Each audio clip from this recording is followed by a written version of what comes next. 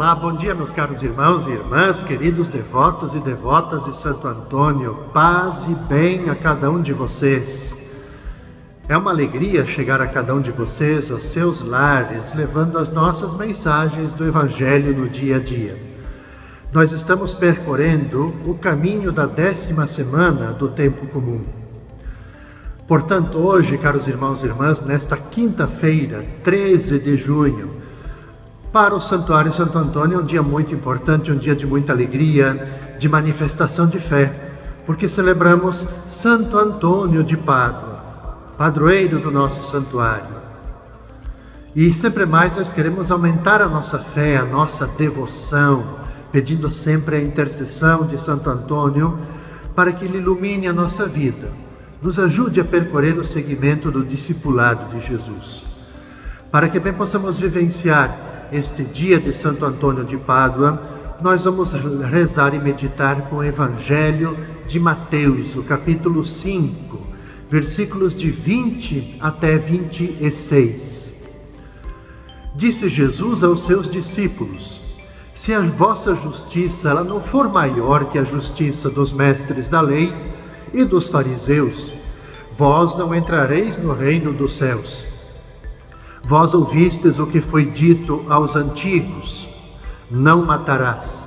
Quem matar será condenado pelo tribunal. Eu, porém, vos digo: todo aquele que se encoleriza com o seu irmão será réu em juízo. Quem disser ao seu irmão: patife, será condenado pelo tribunal. Quem chamar o irmão de tolo será condenado ao fogo do inferno. Portanto, quando tu estiveres levando tua oferta para o altar, e ali te lembrares que teu irmão tem alguma coisa contra ti, deixa a tua oferta ali, diante do altar, e vai primeiro reconciliar-te com o teu irmão. Só então vai apresentar a tua oferta. Procura reconciliar-te com o teu adversário, enquanto caminha contigo para o tribunal.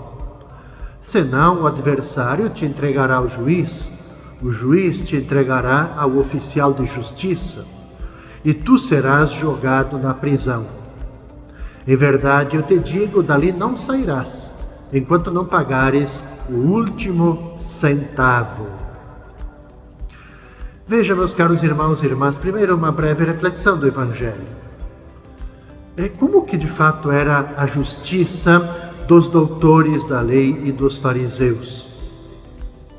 A gente poderia dizer que essa justiça ela consistia em fazer cumprir rigorosamente os preceitos das Escrituras. Digamos que era uma justiça fria, calculista e às vezes, se não muitas vezes, impiedosa.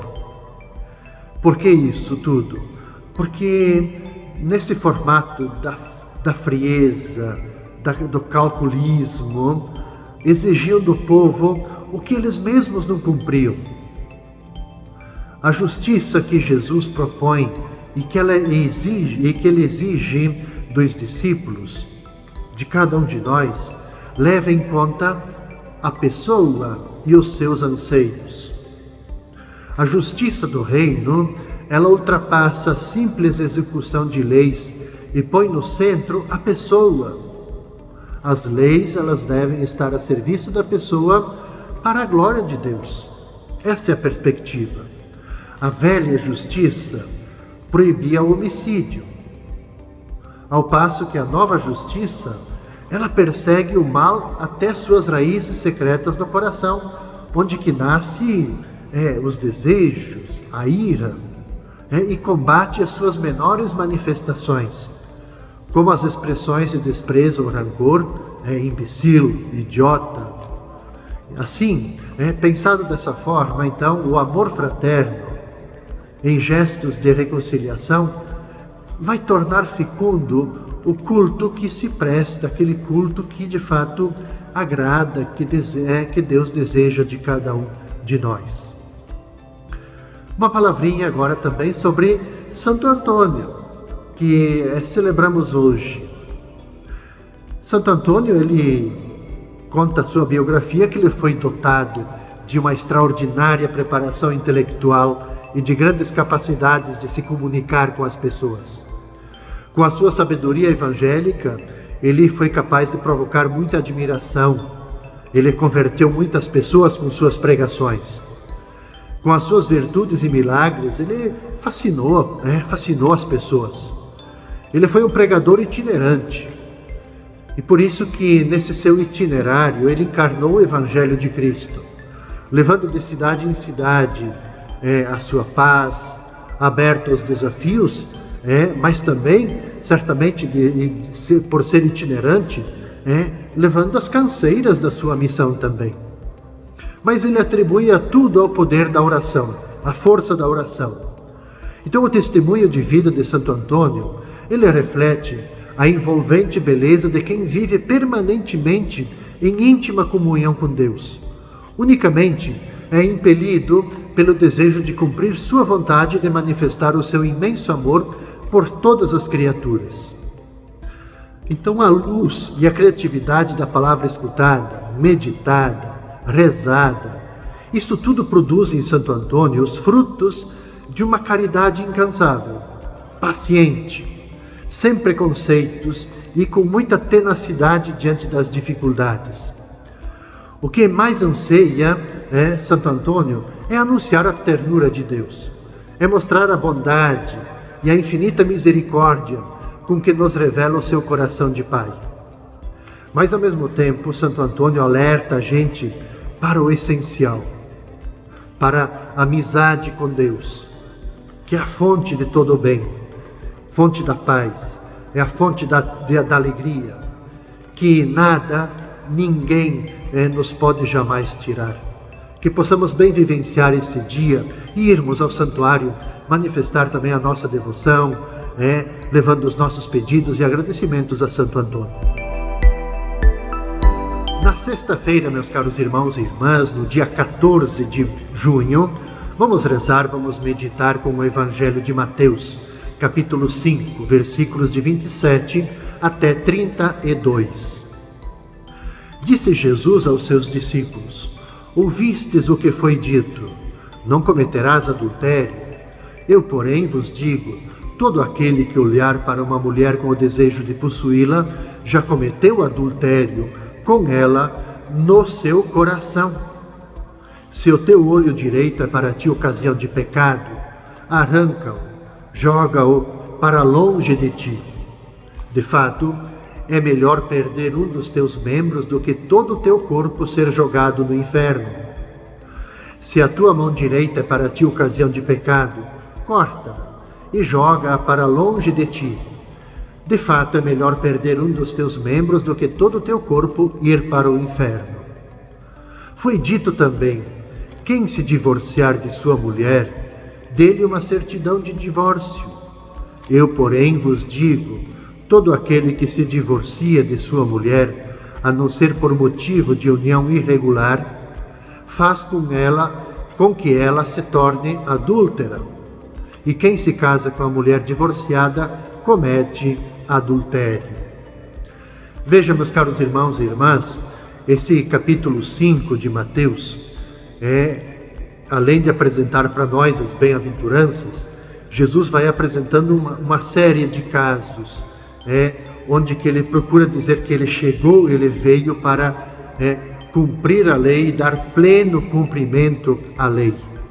Portanto, nesses trechos, por exemplo, que ouvimos agora, para o Evangelho da Sexta, o evangelista Mateus apresenta para nós como que uma espécie de antítese que Jesus costuma usar.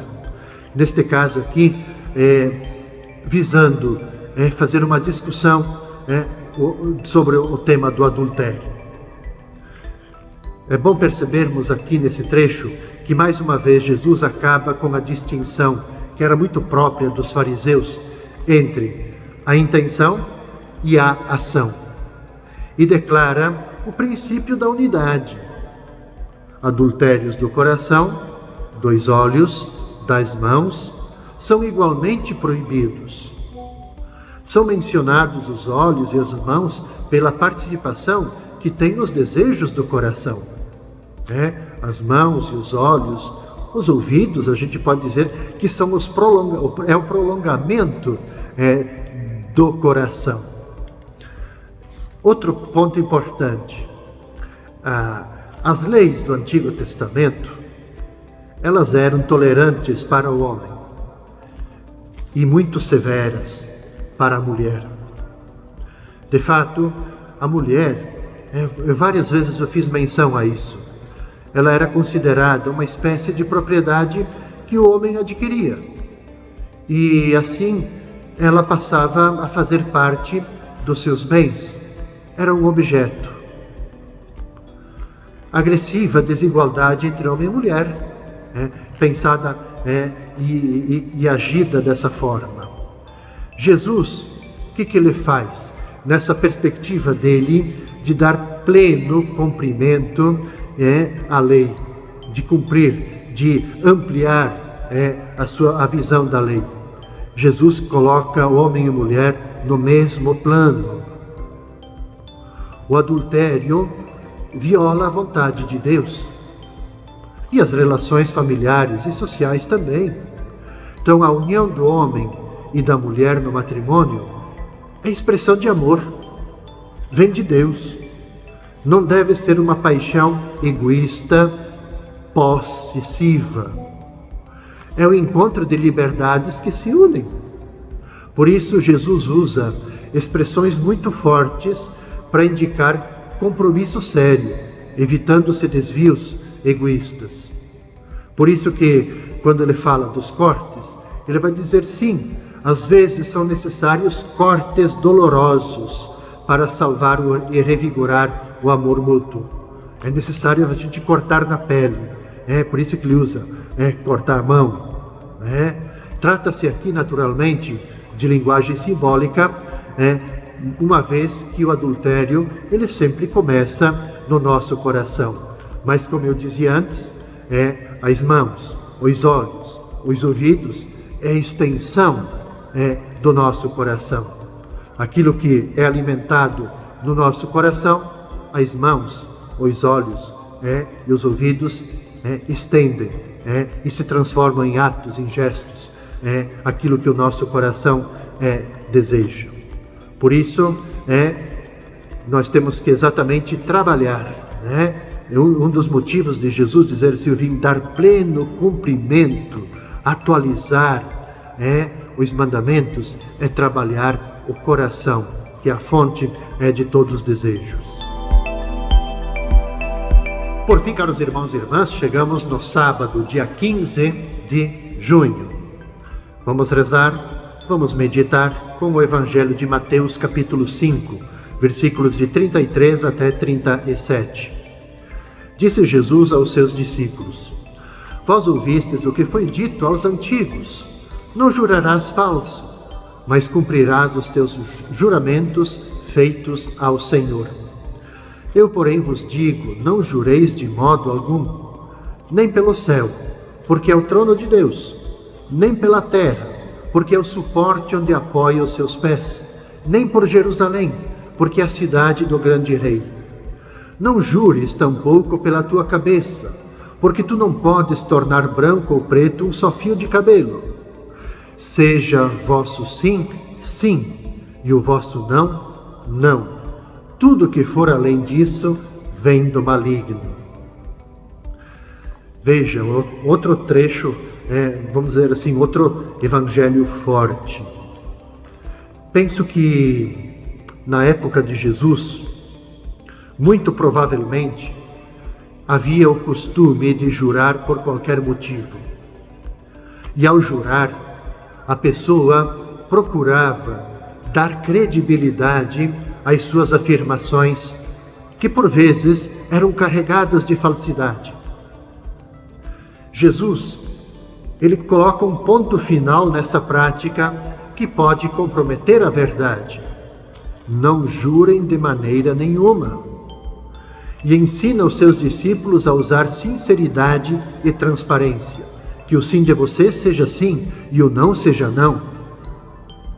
Geralmente, recorre, isso é muito importante a gente se dar conta, no nível pessoal, mas também com as pessoas com as quais nós nos relacionamos, que geralmente recorre ao juramento quem não é sincero. Quem não é sincero tem que dizer, eu juro, eu juro. Temendo não ser acreditado, ele procura apoio para suas palavras na autoridade de Deus. Juro por Deus. Não é assim que muitas vezes nós falamos, ou que outras pessoas em nossas relações falam. Que pelo contrário, Deus quer sinceridade e simplicidade. Então eu creio que esse trecho do Evangelho é um alerta bem atual para nós hoje, para os nossos relacionamentos, que são muitas vezes impregnados de superficialidades, são cheios de tapeações, ou então relacionamentos descarados, cheios de mentiras. Na sociedade, sobretudo, quando a gente olha o mundo dos negócios, a gente costuma dizer assim que parece que nesse mundo dos negócios circula uma moeda falsa que corre solta, a desonestidade. A gente que conta muita vantagem quando consegue iludir e prejudicar o próximo. Portanto, o convite para nós é sermos sinceros, sermos transparentes. Por que isso? Porque nesse universo, onde que muitas vezes nós navegamos, um universo falso e imoral, com absoluta certeza, o nosso Mestre Jesus, ele não entra, ele não embarca.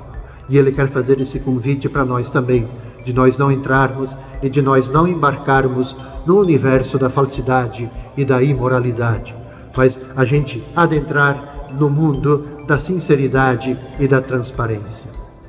Com essa meditação, caros irmãos e irmãs, eu concluo as meditações desta 10ª semana do Tempo Comum.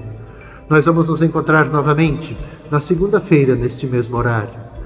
Eu quero motivar a cada um de vocês, caros irmãos e irmãs, que sempre nos acompanham aqui nas reflexões, a ir até o santuário, participar dos festejos, das celebrações, da quinta-feira, depois o que acontece lá nas barracas, nas tendas, na sexta, no sábado, no domingo. Quer dizer, é um grande momento de celebrarmos a nossa fé ao redor de nosso padroeiro Santo Antônio. Desejo a cada um de vocês toda a paz, todo o bem. Que Santo Antônio nos ajude sempre mais também a vivermos na transparência, na sinceridade e na fidelidade a Deus. Paz e bem.